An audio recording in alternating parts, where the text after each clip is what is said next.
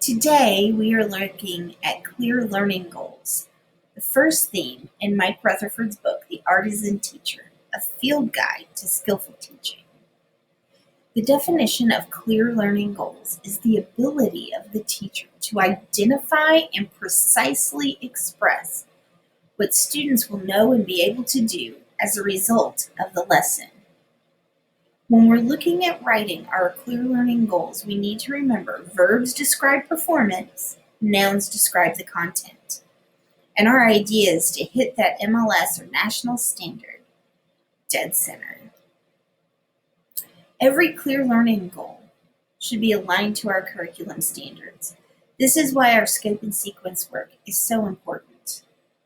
Every learning goal should be written in student-friendly terms, describe student learning, not the activity that you're doing. Describe content and performance, contain clear verbs, and pervade the lesson.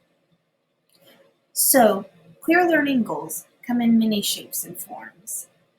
Some are written as students will be able to. Others, the learner will. Some are in simple I can statements. And then there are those that are done with inquiry models, such as essential questions.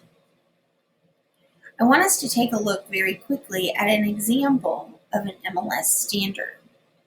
Government supporting standard. Compare and contrast the structure and function of democratic governments and authoritarian governments, noting their impact on people, groups, and societies. As a teacher, when I look at this, the first thing I want to look at is, what do my students need to know? Well, they need to know what are some examples of democratic governments and authoritarian governments.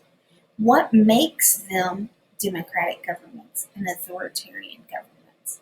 So by the end of the lesson, they should be able to tell me those differences and then be able to actually compare them to one another. But there is more on this standard, noting their impact on people, groups, and society. So this may take a whole other clear learning goal or another lesson. But if I'm starting off my lesson, here are some samples or some examples of clear learning goals that I might use. Students will be able to describe the difference between democracies and dictatorships. The learner will describe the difference between a democracy and dictatorship. I can describe, make it personal, the difference between a democracy and dictatorship. And if I am doing a PBL or some kind of inquiry-based model, is democracy the best form of government? Depending on the age of the student, may also choose what your clear learning goal looks like. So keep that in mind when you're writing your goals. Next, where should you put your clear learning goal? I think there are two places that we can put it. First, on our whiteboard in our classroom. We can write it up there daily. It just will help to focus our students and us on what our end goal for the day is.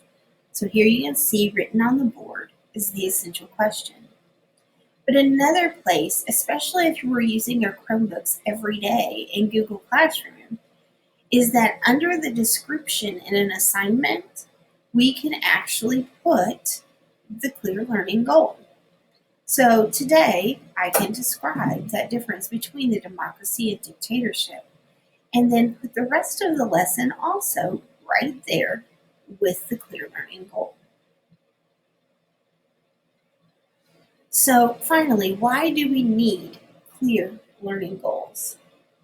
We need clear learning goals because it helps create a mental image for both the teacher and the student of what you were trying to do for the day. It helps provide a clear focus, and it is intentional.